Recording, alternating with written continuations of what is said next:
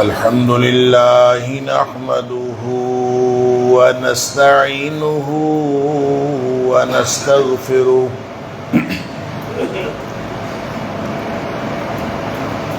ونؤمن به ونتوكل عليه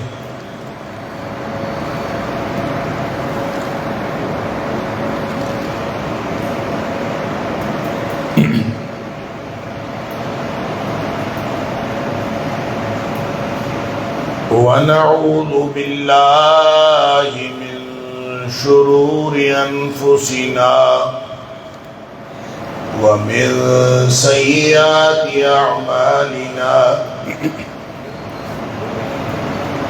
من يهده الله فلا مضل له ومن يضلل فلا هادي له وأشهد أن لا إله إلا الله وحده لا شريك له وأشهد أن محمدًا عبده ورسوله صلى الله عليه وسلم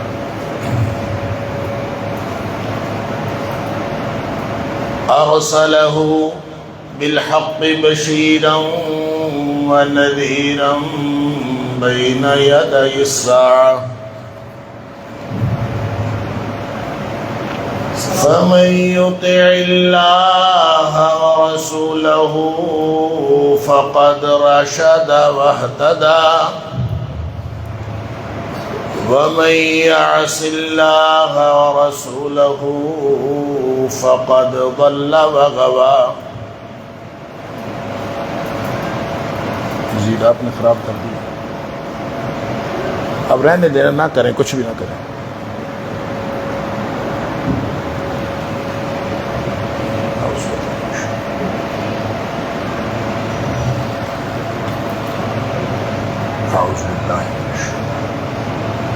أرسله بالحق بشيرا ونذيرا بين يدي الساعة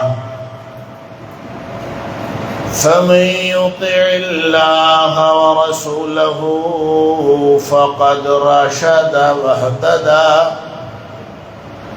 ومن يعص الله ورسوله فقد ضل وغوى.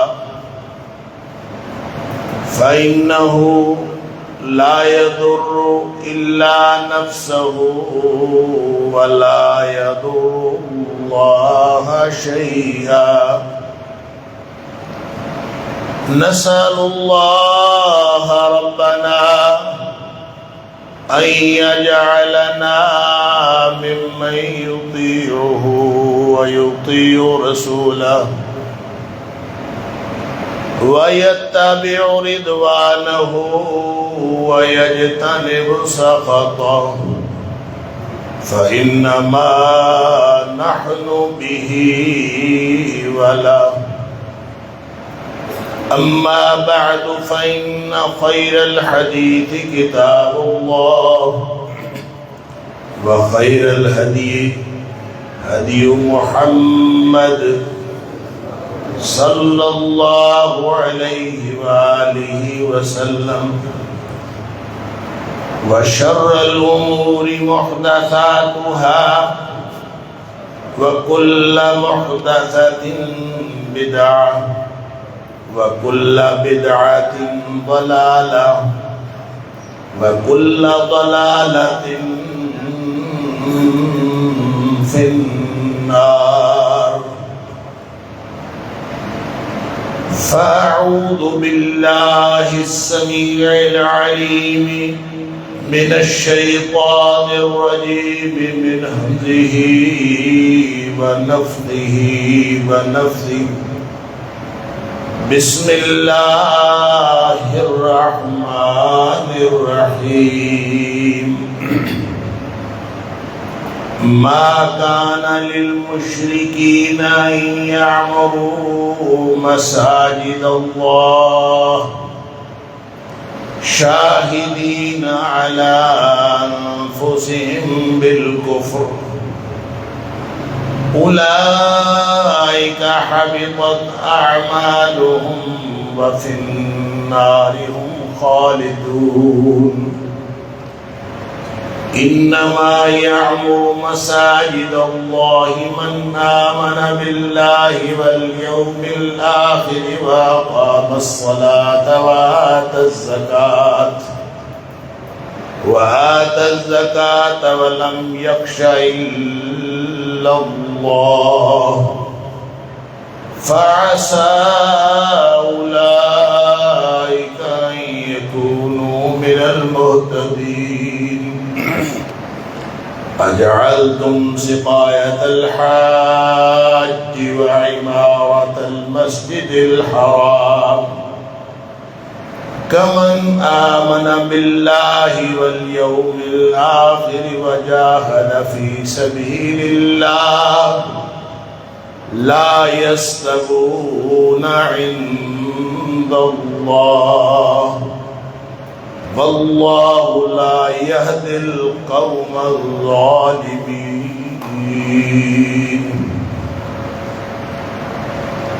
مشرقین اس لائق نہیں ہے کہ وہ مسجدوں کی تعمیر اور آبادی کریں، جبکہ حال ان کا یہ ہے کہ وہ اپنے کفر پر خود ہی گواہ ہے۔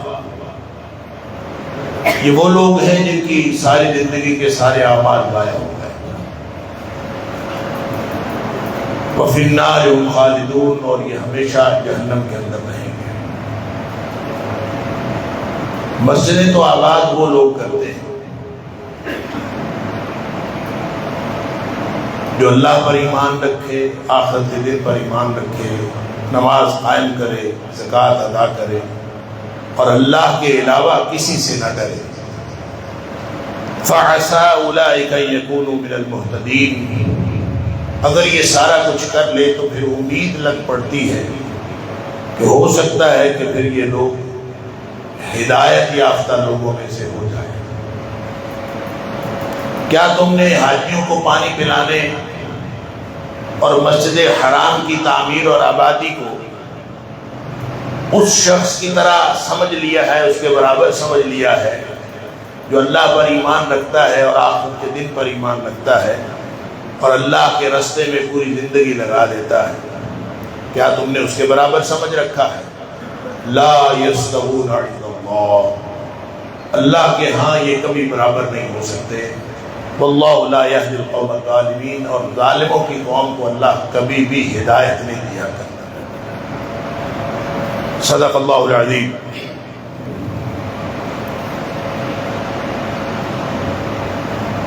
اللہ کریم کا کروڑا شکر ادا کرنا چاہیے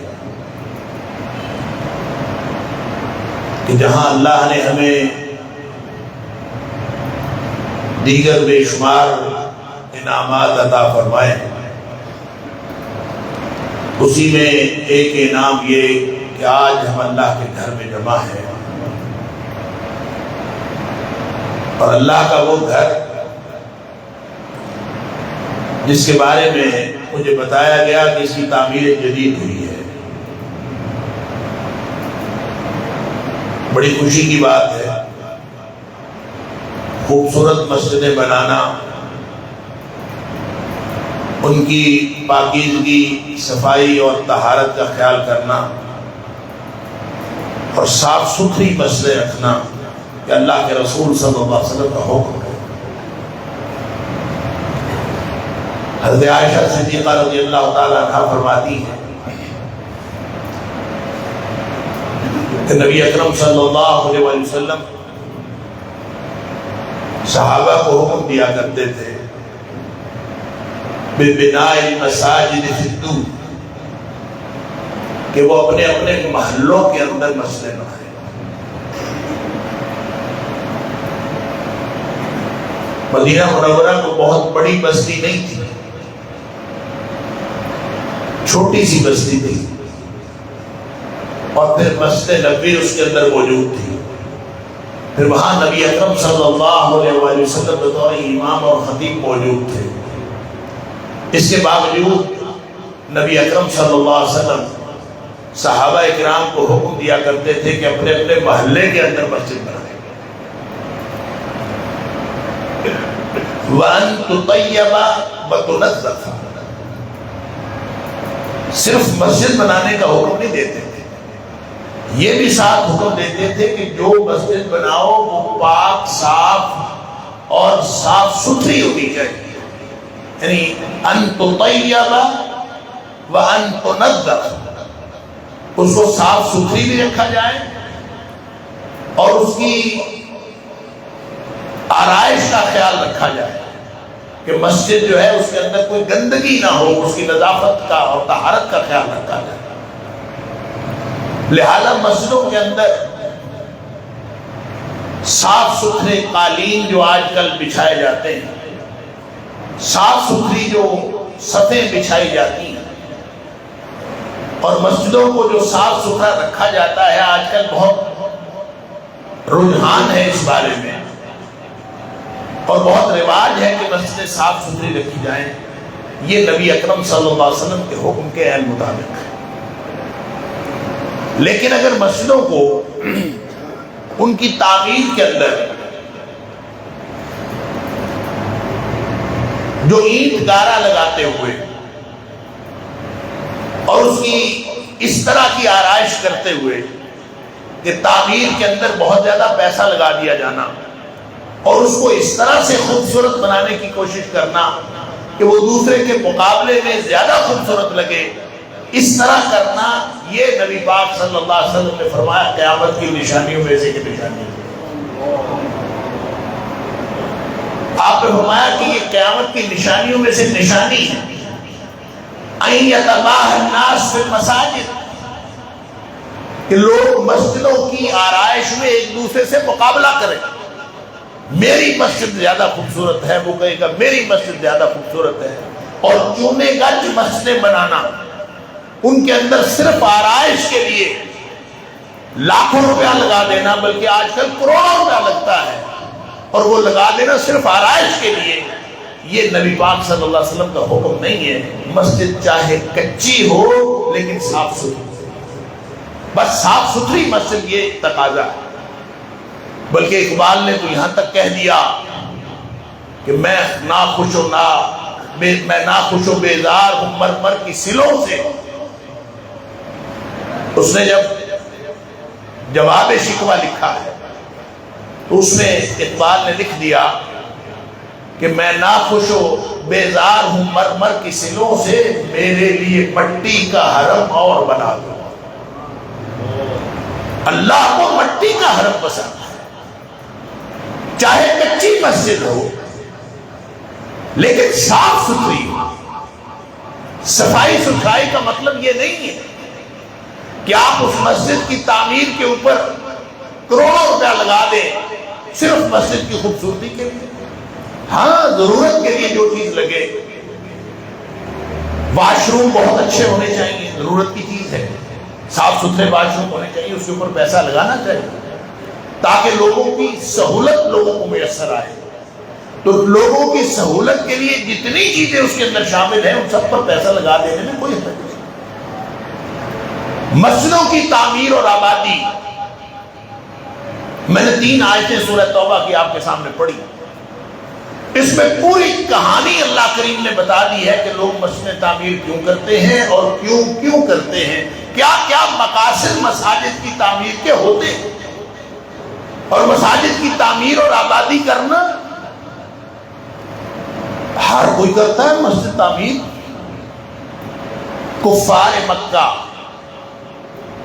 یہ جو قریش تھے، یہ کعبہ کے متولی تھے، مسجد حرام کی آبادی میں ان کا بڑا کردار ہے.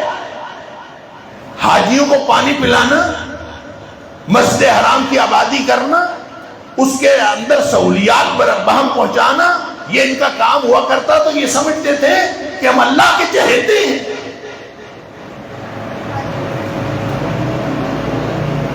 تو اللہ کریم نے فرمایا کہ جو لوگ مشرک ہوں، شرک پر زندگی گزر رہی ہو، شاہدین علی انفسہم بالکفر، ان کا اپنا کردار گواہ ہو کے کفر کے اوپر. وہ یہ سمجھتے ہیں کہ وہ مسجدوں کی آباد کاری کریں گے, مسجدوں کی تعمیر کریں گے. اولئک حبطت اعمالہم, ان کے تو سارے اعمال ضائع ہیں. ما کان للمشرکین ان یعمروا مساجد اللہ, مشرکوں کے لائق یہ ہے ہی نہیں کہ مشرک اللہ کی مسجد تعمیر کریں. اللہ اکبر. اللہ تعالیٰ مجھے اور آپ کو, ہم سب کو سمجھنے کی توفیق عطا فرمائے. میری بات کے ساتھ ساتھ چلتے آئیے گا کہ اللہ کریم نے فرمایا ہے کہ مشرک اس لائق نہیں ہے کہ مسجدیں آباد کریں اور مسجدیں بنائیں. اور تم نے کیا سمجھ رکھا ہے؟ اجعلتم سقایۃ الحاج وعمارۃ المسجد الحرام کمن آمن باللہ والیوم الآخر وجاہد فی سبیل اللہ. تم نے کیا سمجھا ہے کہ جو لوگ اللہ پر ایمان رکھتے ہیں, آخرت کے دن پر ایمان رکھتے ہیں, ساری زندگی اللہ کے راستے میں لگا دیتے ہیں, وجاہد فی سبیل اللہ, ساری زندگی اللہ کے راستے میں لگا دیتے ہیں, تمہارا کیا خیال ہے کہ وہ اور یہ جو اینٹ گارا لگا دینے والے یہ برابر ہیں؟ تمہارا کیا خیال ہے کہ یہ برابر ہو جائیں گے؟ چاہے مشرک ہو, عقیدہ جو مرضی ہو, مسجد پہ 4 پیسے لگا دیے, اینٹیں لگا دی, ٹائلیں لگا دی, گارا لگا دیا, پانی کا انتظام کر دیا, تمہارا خیال ہے یہ برابر ہے؟ اللہ فرماتا ہے لا یستوون عند اللہ, یہ کبھی بھی اللہ کے ہاں برابر نہیں ہو سکتے. زندگی کا ایک نظام ہے, مسجد ایک علامت ہے, مسجد ایک سمبل ہے, مسجد ایک معاشرے میں اللہ کی شعیرہ ہے, شاعر اللہ میں سے ہے. مسجد شاعر اللہ میں سے ہے. شعیرہ, شاعر شعیرہ کی جمع ہے, اور شعیرہ ہوتا ہے امتیازی نشان. ہر قوم کا ایک امتیازی نشان ہوتا ہے, قومی جھنڈا, قومی ترانہ, قومی پرندہ, قومی فلاں چیز, قومی سکہ, قومی کرنسی, یہ قوموں کے نشان ہوتے ہیں. اور قوموں کے نشان کی خلاف ورزی کرنا وہ جرم ہوتا ہے, قابل دست اندازی پولیس جرم ہوتا ہے. اور یہ جو مسجد ہے یہ اللہ کے شعائر میں سے ہے, یہ نشانی ہے کہ اس دھرتی کے اندر جس جگہ پہ آپ کو مسجدیں نظر آئیں گی, گویا ان کے نظریے کے اندر, ان کے عقیدے کے اندر یہ بات شامل ہے کہ نمازیں پڑھنی چاہیے. لہذا جب نمازیں پڑھیں گے تو نمازیں پڑھنے کے لیے مسجدیں بنائیں گے. تو اس کلچر کے اندر, اس شعار کے اندر آپ کو مسجدیں نظر آئیں گی. جس دھرتی پہ آپ کو, جس معاشرے کے اندر مسجدیں نظر آئیں, سمجھ لیجئے کہ یہاں اللہ کو ماننے والے موجود ہیں. لیکن مسجد کیسی, اس پہ ذرا توجہ کر لیجئے. ہم نے اس مسجد کو, جس کو اللہ نے بڑی اہمیت دی, اس مسجد کو, اس 4 دیواری کو جو آپ نے بنا دی, اللہ تعالیٰ قبول فرمائے. جنہوں نے زمین دی, جنہوں نے بنائی, اس مسجد, اس 4 دیواری کی اتنی اہمیت ہے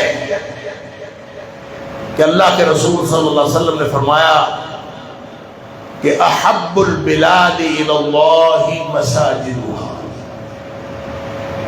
زمین وہی ہے,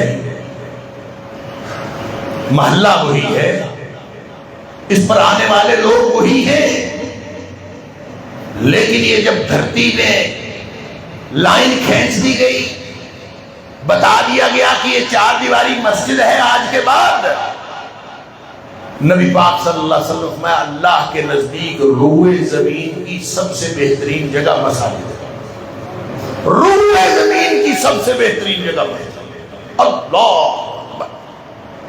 پھر فرمایا کہ جس شخص کو 5 وقت مسجد میں آتا جاتا دیکھو, جس کو مسجد کے لیے دوڑ دھوپ کرتا دیکھو, جس کو مسجد کے انتظامات میں شوق سے آگے بڑھ کر بھاگ دوڑ کرتا دیکھو, اللہ اذا رأیتم احدکم یعتاد المسجد، یا ایک روایت کے مطابق یتعاہد المسجد، جو مسجد کے اندر دوڑ دھوپ کرتا ہے، بھاگ دوڑ کرتا ہے، آتا جاتا ہے، مسجد میں آتا جاتا اس کو دیکھتے ہو، فرمایا فاشہدوا لہ بالایمان، اس کے ایمان کی گواہی دے، یہ مومن ہے، اس کے ایمان کی گواہی دے۔ یہ چار دیواری بنی تو یہ اتنی عظیم ہو گئی، اس کے اندر اتنی عظمت پیدا ہو گئی، حالانکہ جگہ وہی تھی۔ تو یہ چار دیواری کی عظمت کیوں ہے؟ میں آپ سے اور آپ مجھ سے پوچھیں، ہم ایک دوسرے سے پوچھیں تو پتہ یہ چلتا ہے کہ یہاں سجدہ کیا جاتا ہے اللہ کو، یہاں نماز پڑھی جاتی ہے، کیونکہ ہم نماز پڑھتے ہیں اس لیے اس کی اس چار دیواری کی اہمیت۔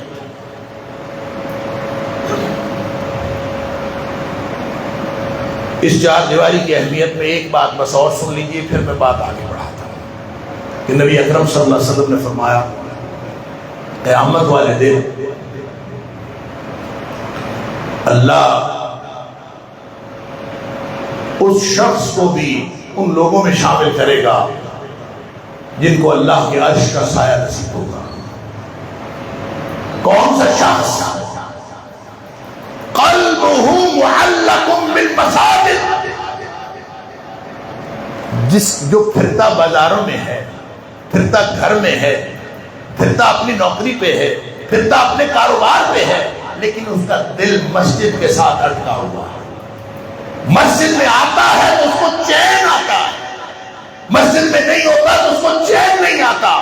تو جس کا دل مسجد کے ساتھ اٹکا ہے، یہ کیسی چار دیواری ہے، اس نے کیسی اہمیت اختیار کر لی، کیسی فضیلت اختیار کر لی کہ روئے زمین کا بہترین ٹکڑا بن گیا، اس کے ساتھ آنے جانے والا وہ ایمان کی گواہی حاصل کرنے والا بن گیا، اور اس مسجد کے ساتھ جس کا دل جڑا ہے وہ قیامت والے دن اللہ کے عرش کے سائے کا مستحق ہے۔ نماز پڑھتے ہیں جی، اس لیے نماز کی وجہ سے میرا اور آپ کا خیال یہی ہے کہ نماز کی وجہ سے اللہ نے ان ٹکڑوں کو اہمیت دی ہے۔ لیکن ایک حدیث سن لیجئے، نبی اکرم صلی اللہ علیہ وسلم نے فرمایا، مسلم شریف کی حدیث ہے اور کتابوں کے اندر بھی موجود ہے، لیکن میں ایک خاص ریفرنس سے بات عرض کرنا چاہتا ہوں، جہاں نبی پاک صلی اللہ علیہ وسلم نے فرمایا فضلت علی الانبیاء بست، مجھے دیگر انبیاء کے اوپر 6 باتوں میں فضیلت دی گئی۔ ویسے تو نبی کریم صلی اللہ علیہ وسلم کو بہت ساری باتوں میں فضیلت دی گئی، لیکن اس جگہ پر نبی پاک صلی اللہ علیہ وسلم نے 6 باتوں کا ذکر فرمایا۔ ان 6 باتوں میں ایک بات آپ نے یہ ارشاد فرمائی کہ جعلت لی الارض مسجدا وطہورا، میرے لیے، میری امت کے لیے ساری روئے زمین مسجد بنائی گئی ہے اور پاکیزہ بنائی گئی۔ کیا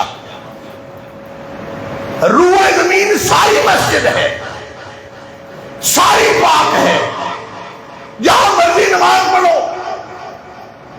جہاں مرضی 3 لوگ اکٹھے ہوں جماعت کروائیں، نماز جہاں مرضی پڑھے، پوری روئے زمین مسجد ہے۔ جب پوری روئے زمین مسجد ہے اور اس پر نماز پڑھی جا سکتی ہے تو اس چار دیواری کی اہمیت کیا ہے؟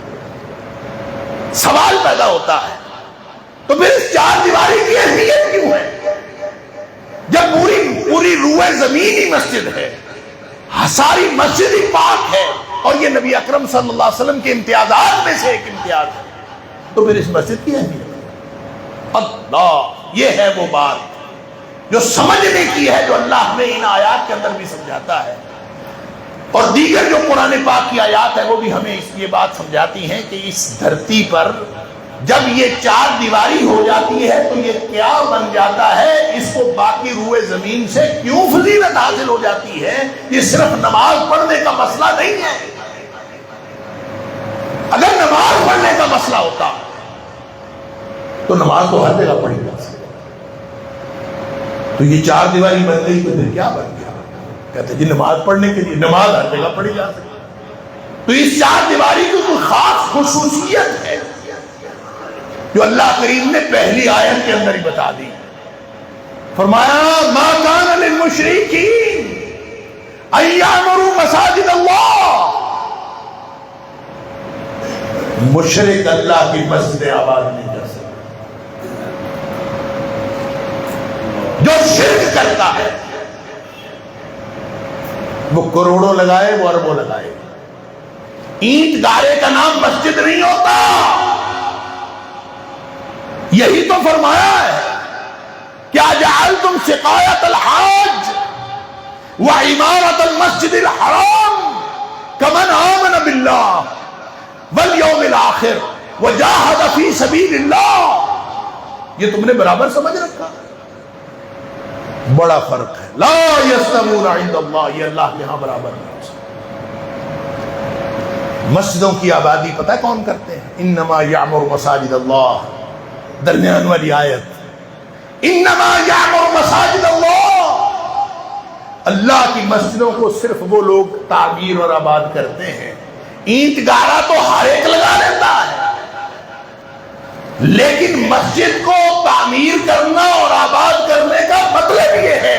اللہ فرماتا ہے کہ اس کا مطلب یہ ہے انما یعمر مساجد اللہ.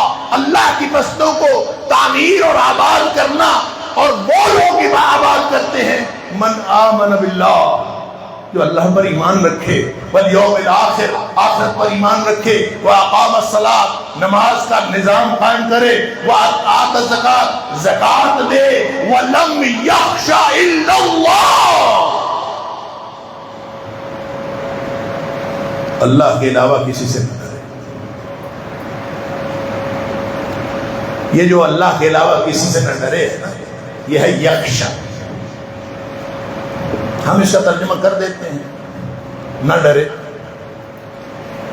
اس لیے کہ اردو کنگال زبان ہے، اس کے پاس الفاظ کا ذخیرہ ہی نہیں ہے. خوف بھی ڈرنا ہوتا ہے، اور خوف بھی عربی زبان کا لفظ ہے، اور خوف بھی قرآن میں استعمال ہوا ہے، خشیت بھی قرآن میں استعمال ہوا ہے. اس کا مطلب ہے خشیت کچھ اور ہے، خوف کچھ اور. خوف وہ چیز ہوتی ہے جس سے خوف آئے، جس سے انسان اپنے اندر سنسنی خیزی محسوس کرے، وہ ڈر ہوتا ہے. خشیت ڈر نہیں ہوتا. ترجمہ کرتے وقت ہم ڈر کے کہہ دیتے ہیں کہ ہمارے پاس اور کوئی ذخیرہ الفاظ ہی نہیں ہے اردو میں کہ ہم ترجمہ کیا کریں. ہم یہی کہتے ہیں اللہ کے علاوہ کسی سے نہ ڈرے. صحیح معنوں میں خشیت کا مطلب پتہ کیا ہوتا ہے؟ خشیت کا معنی ہوتا ہے جو کسی کو جان لے،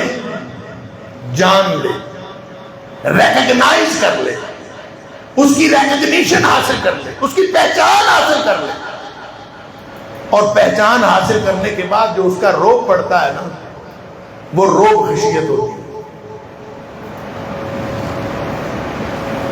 یہاں ہم سارے بیٹھے ہیں، پتہ چلے کہ یہاں تو وزیر اعظم پاکستان بیٹھے ہیں، آپ کو کوئی بتا دے کہ یہ جو بندہ بیٹھا ہے یہ تو وزیر اعظم، ایک دم دل کے اندر روب پڑے گا جو پہلے نہیں تھا. آپ کو رات میں اندھیرے میں کوئی شخص ملا، آپ نے اس سے عام معمول میں سلام دعا کیا، تھوڑی دیر بعد پتہ چلا کہ وہ تو آپ کے علاقے کا ڈپٹی کمشنر ہے. ایک دم آپ چونکے، اور چونک کے پیچھے اچھا یہ ڈپٹی کمشنر ہے، تو وہ جو آپ کے دل میں روب پڑا ہے اس کو خشیت کہتے ہیں. خشیت ہوتی ہے عظمت کا روب، کسی کی عظمت سمجھ کر اس کا روب آپ کے اوپر چھا جائے، اس کو خشیت کہتے ہیں. اور اللہ تعالیٰ نے قرآن میں بار بار فرمایا ہے وَلَا تَخْشَوُا النَّاسِ، اور کائنات کے یہ ساری مخلوقات میں، لوگوں میں، کوئی چھوٹا کوئی بڑا، کوئی صاحب اقتدار کوئی صاحب مال، کوئی ایسا ہے ہی نہیں جس کو آپ پہچانو اور پھر اس کی عظمت کا روب دل میں محسوس کرو. وَاخْشَوْنِي، اللہ فرماتا ہے لوگوں کا روب دل میں نہ سمجھو، کائنات کے مالک کا روب دل میں سمجھو. کائنات کے مالک عظمت سمجھو، وہ جو عظمت ہے لم یخشى الا اللہ، اللہ کے علاوہ کسی کا روب اس کو پڑتا ہی نہیں، وہ کسی کو کسی کھاتے میں ڈالتا ہی نہیں۔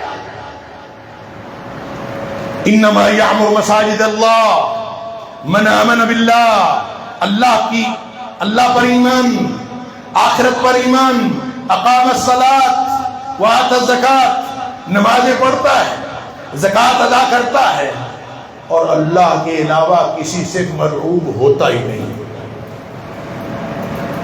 یہ کرے گا نا تو اللہ فرماتا ہے فَعَسَىٰ أُولَٰئِكَ يَكُونُوا مِنَ الْمُهْتَدِينَ، یہ کرے گا تو امید لگ پڑے گی کہ شاید یہ لوگ ہدایت یافتہ بن جائیں۔ اللہ اکبر۔ اور قرآن میں جب امید کی بات کی جاتی ہے، جب عام حالات میں کوئی شخص امید کی بات کرے تو امید شک کا فائدہ دیتی ہے کہ شاید ہو جائے، جب امید کی بات قرآن میں کی جائے تو وہ شک کا فائدہ نہیں دیتی، وہ یقین کا فائدہ دیتی، یقینی طور پر ہو جائے گا۔ یعنی جو اللہ پر ایمان رکھے، خصوصیات سن لیجئے، مسجدوں کو آپ کو آباد کرنے والے، مسجدوں کو تعمیر کرنے والے اپنے دلوں کو ٹٹولیں، اپنے سینوں کو ٹٹولیں، اپنا دل و دماغ دیکھیں۔ من آمن باللہ والیوم الآخر، آخرت کی تیاری، اللہ پر ایمان، وَأَقَامَ الصَّلَاةَ وَآتَى الزَّكَاةَ وَلَمْ يَخْشَ إِلَّا اللَّهَ، اللہ کے علاوہ کسی سے ڈرتا ہی نہیں، کسی کا رو بھی کوئی، اللہ یہ کر لو گے فَعَسَىٰ أُولَٰئِكَ يَكُونُوا مِنَ الْمُهْتَدِينَ، پھر امید لگ جائے گی کہ ایمان والوں میں سے اور ہدایت یافتہ لوگوں میں سے ہو جائے۔ سنیے، اللہ فرماتا ہے کہ وَأَنَّ الْمَسَاجِدَ لِلَّهِ، یہ مسجدیں اللہ کی ہیں۔ یہ چار دیواری جب بن جاتی ہے تو یہ گھر اللہ کے ہیں، ہر چیز اللہ کی ہے ویسے تو، لیکن جب چار دیواری بنتی ہے تو اللہ فرماتا ہے یہ میری ہے۔ أَنَّ الْمَسَاجِدَ لِلَّهِ، یہ مسجدیں اللہ کی ہوتی ہیں۔ اچھا، جب جائے اللہ کی ہیں تو فَلَا تَدْعُوا مَعَ اللَّهِ أَحَدًا، تم ایک کام کرو، وہ جو شروع میں فرمایا تھا نا مشرکین مسجدیں کیا تعمیر کریں گے، اینٹ گارا لگانے سے مسجد نہیں بنتی، توحید کا مرکز بنانے سے مسجد بنتی۔ مسجد ہوتی وہ ہے جو توحید کا مرکز ہو، اور جو توحید کا مرکز نہ بنے وہ مسجد نہیں ہوتی۔ میں پھر دہراتا ہوں، فکرہ سخت ہے لیکن میں پھر دہراتا ہوں، قرآن کہتا ہے ما کان للمشرکین ان یعمروا مساجد اللہ، مشرک جتنے مرضی اینٹ گارا لگا کے عمارتیں مسجدوں جیسی بناتے جائیں، مشرک جتنی مرضی مسجدیں بناتے جائیں، اولئک حبطت اعمالهم، ان کے سارے اعمال ضائع۔ یہ موحد کے کرنے کا کام ہے، یہ توحید کا مرکز بنتا ہے، مسجد توحید کا مرکز ہوتی ہے، اس لیے سوائے موحد کے اس کو کوئی بنا سکتا ہی نہیں۔ مسجد کا متولی، مسجد کو بنانے والا، مسجد میں پیسے لگانے والا، مسجد کی تعمیر میں اپنا دانے درنے قدمے سخنے تعاون کرنے والا، وہ اگر موحد نہیں ہے تو اس کا مطلب ہے مسجد مرکز توحید نہیں، اور جب مسجد مرکز توحید نہیں ہے تو وہ چاہے مسجد حرام ہو، وہ چاہے مسجد حرام ہو۔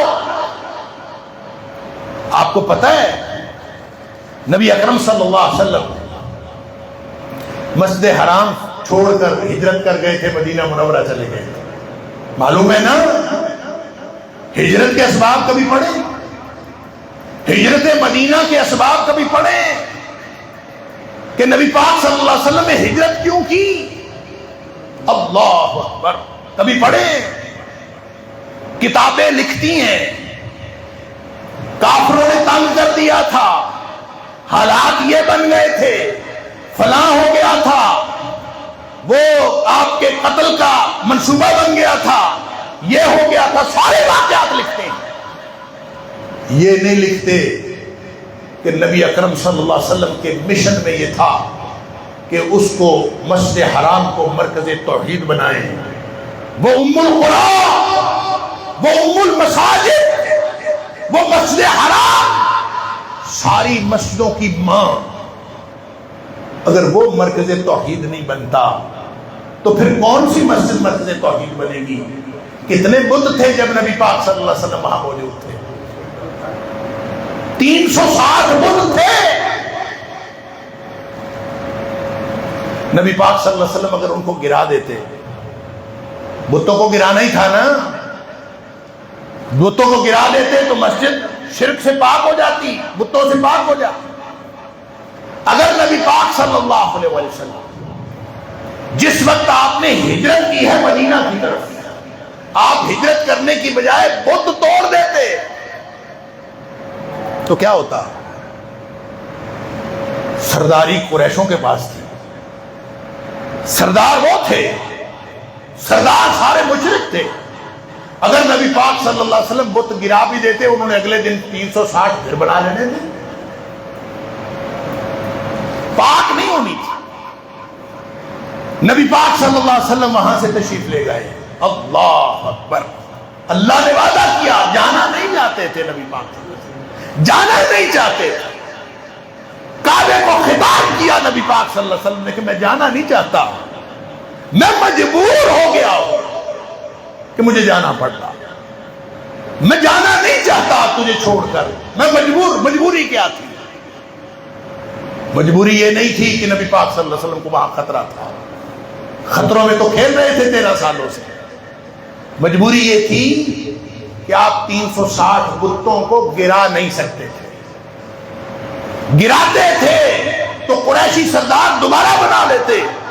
نبی پاک صلی اللہ علیہ وسلم نے وہاں سے ہجرت کر جانا اللہ کے حکم سے مناسب سمجھا. فرمایا لَرَادُّكَ إِلَى مَعَادٍ، اے حبیب صلی اللہ علیہ وسلم، تم مجبوری میں یہاں سے جا رہا ہے، ہمارا بھی وعدہ ہے کہ ہم تمہیں واپس یہاں لائیں. تو جا رہا ہے، ہم تجھے واپس لائیں گے. اور پھر جب 8 ہجری میں نبی پاک صلی اللہ علیہ وسلم نے مکہ فتح کیا ہے، 10,000 کا لشکر لے کے نبی پاک صلی اللہ علیہ وسلم آئے، مکہ فتح کیا ہے تو سب سے پہلا کام کیا کیا ہے؟ نہ کوئی جھگڑوں کے فیصلے کیے، نہ کوئی جنگی مجرموں کا فیصلہ کیا، نہ مجرموں سے بدلے لیے، نہ اپنے جو سردار دشمن تھے ان کے بارے میں کوئی فیصلہ فرمایا. آپ نے نہ وہاں پہ اپنی فتح کا اعلان فرمایا، آپ نے کچھ بھی نہیں کیا. سیدھے حرم تشریف لے گئے، خانہ کعبہ کے اندر تشریف لے گئے، چھڑی پکڑی، ایک ایک بت کو گراتے جاتے تھے. قد وجاء الحق وزهق الباطل ان الباطل كان زهوقا. آج حق آ گیا ہے، باطل چلا گیا ہے، اور باطل ہے ہی جانے والا. اور آج حق آیا ہے. حق کس دن آیا ہے؟ جس دن بت توڑے. قرآن تو پہلے سے آیا تھا، قرآن پہلے سے نازل ہو رہا تھا. حق اس دن آیا ہے جس دن مسجدوں کی ماں مسجد حرام کو نبی اکرم صلی اللہ علیہ وسلم نے توحید کا مرکز بنایا، اور اس دن پھر گرائے ہیں تو آج تک نہیں بنے. پہلے گرا دیتے تو وہ پھر بنا لیتے، اب گرائے ہیں تو کبھی نہیں بنے. اس کا مطلب ہے نبی اکرم صلی اللہ علیہ وسلم کی جو ہجرت تھی نا مدینے کی طرف، وہ مسجد حرام کو توحید کا مرکز بنانے کے لیے. لہذا مسجد وہ ہوتی ہے جو توحید کا مرکز ہو. وَأَنَّ الْمَسَاجِدَ لِلَّهِ فَلَا تَدْعُوا مَعَ اللَّهِ أَحَدًا. مسجد اللہ کی ہیں، اس کے ساتھ بھی کسی کو، اللہ کے ساتھ بھی مسجد میں کسی کو نہیں پکارنا۔ یہ نہیں فرمایا فلا تدعوا من دون اللہ احدا، یہ نہیں فرمایا، فرمایا فلا تدعوا مع اللہ احدا، مسجد اللہ کی ہیں، اللہ کے ساتھ بھی مسجد میں کسی کو نہیں پکارنا۔ کوئی یہ نہ کہے اللہ نبی وارث، کوئی یہ نہ کہے جو اللہ چاہے، جو اللہ کے رسول صلی اللہ علیہ وسلم چاہے۔ نبی پاک صلی اللہ علیہ وسلم کو ایک صحابی نے کہا وما شاء اللہ وما شئت، اللہ کے رسول صلی اللہ علیہ وسلم جو اللہ چاہے، جو آپ چاہیں، فرمایا اجعلتنی للہ ندا، تو مجھے اللہ کا شریک بناتا؟ قل ما شاء اللہ وحدہ، تو کہہ کہ جو اکیلا اللہ چاہے۔ توحید قائم کرنے کے لیے مسجد قائم ہوتی ہے، لہذا اہل محلہ بہت خوش ہوں گے کہ ہماری یہ مسجد بنی ہے۔ یہ مسجد اینٹ گارے کا نام نہیں ہے، یہ جتنی مرضی سونی بنا لے، جتنی مرضی خوبصورت بنا لے، چونے گج بنا لے، ٹائلیں لگا لے، خوبصورت صاف ستھری بنا لے، یہ اس وقت تک مسجد نہیں ہے جب تک یہ توحید کا مرکز نہیں ہے۔ اللہ اس مسجد کو توحید کا مرکز بنا ہے۔ اور سن لیجئے، جب یہ توحید کا مرکز ہوتا ہے نا، اور میں پہلے کہہ چکا ہوں کہ معاشرے میں یہ اللہ کے شعائر میں سے ہے، معاشرے میں اللہ کے شعائر، اللہ کی علامت ہے، اللہ کے دین کی علامت ہے۔ پھر جو مسجد سے جڑتا چلا جاتا ہے نا، وہ کبھی گمراہ نہیں ہوتا۔ اس کا مطلب ہے لوگوں کو گمراہی سے بچانے کا ذریعہ بھی مسجد ہے۔ لوگوں کو بڑے مسائل ہیں، ہمارے بچے الحاد کا شکار ہو رہے ہیں، ہمارے بچے بے خدا تہذیب کا شکار ہو رہے ہیں، ہمارے بچوں کو فلاں ہو رہا ہے، ہمارے بچوں کو فلاں ہو رہا ہے۔ اللہ کے بندو، آج کا دور تو کیا دور ہے، اب آنے والا دور شاید اس سے بھی مشکل دور آ رہا ہے۔ ہم کوئی سینسرشپ نہیں لگا سکتے۔ بچوں کے ہاتھ میں گیجٹ ہے، بچوں کے ہاتھ میں کمپیوٹر ہے، بچوں کے ہاتھ میں موبائل فون ہے، ساری دنیا سے رابطہ ہے، تو ساری دنیا کا علم لیتا ہے۔ ہم اس کے اوپر سینسرشپ کیا لگائیں گے؟ اس کے اوپر سینسرشپ لگتی ہے تو صرف ایک لگتی ہے کہ اس کو مسجد کے ساتھ جوڑ دیں۔ جس کو آپ مسجد کے ساتھ جوڑیں گے، جو مسجد سے جڑ جائے گا، جس کے لیے اللہ نے یہ وعدہ کیا ہے، نبی پاک صلی اللہ علیہ وسلم نے فرمایا جس کا دل مسجد سے جڑ گیا وہ قیامت والے دن اللہ کے عرش کے سائے کا مستحق ہو جائے گا۔ تو آپ کہیں کہ وہ گمراہ ہو جائے گا، وہ کبھی گمراہ نہیں ہو سکتا۔ تو مسجد صرف علامت نہیں ہے، یہ ہماری مستقبل کی زندگی ہے، یہ ہمارے دین کے ساتھ جڑنے کا ذریعہ ہے، ہماری نسلوں کی حفاظت کا ذریعہ ہے۔ مسجدیں بنتی رہیں، توحید کے مرکز بنتے رہیں، اور اللہ ہماری نسلوں کو، اور سن لیجئے یہ مسجد کے ساتھ ہی کیونکہ نماز کا معاملہ ہے، اللہ اکبر، نبی پاک صلی اللہ علیہ وسلم نے ہمیں مسجد بھی عطا فرمائی، سینسر اور قیامت تک کے لیے ہدایت کا مرکز۔ اور پھر دو چیزیں اور ہیں، ایک مسجد سے جڑی تھی، دونوں مسجد سے جڑی ہیں، ایک نماز ہے، ایک قرآن ہے۔ قرآن کہتا ہے ان الصلاۃ تنہی عن الفحشاء والمنکر، یہ نماز جو ہے لوگوں کو بے حیائی اور برائی کے کاموں سے روک لیتی ہے۔ اس کا مطلب ہے بچے کو نمازی بنا دے، مسجد کے ساتھ جوڑ دے، بچہ کبھی گمراہ نہیں ہوگا۔ اور دوسرا قرآن، ان ھذا القرآن یہدی للتی ہی اقوم، یہ قرآن لے جاتا ہے اس راستے پہ جو سب سے سیدھا راستہ ہے۔ بچے کو قرآن سے جوڑ دیں، قرآن خود ہی لے جائے گا اس کو سیدھے راستے پہ۔ گویا مسجد سے ساتھ بچہ جڑا ہوا ہو، 5 وقت نماز پڑھنے کی عادت ہو، اور تھوڑا سا قرآن روزانہ پڑھ لیں، کبھی بچہ گمراہ نہیں ہوگا۔ پھر بے فکر ہو جائے کہ یہ دونوں ٹول ہمیں اللہ نے اور اللہ کے رسول صلی اللہ علیہ وسلم نے عطا فرمائے۔ اللہ تعالیٰ مجھے اور آپ کو، ہماری مسجدوں کو توحید کا مرکز بنانے کی توفیق عطا فرمائے، اور پھر اس کے ساتھ جڑے رہنے کی توفیق عطا فرمائے۔ وآخر دعوانا الحمدللہ۔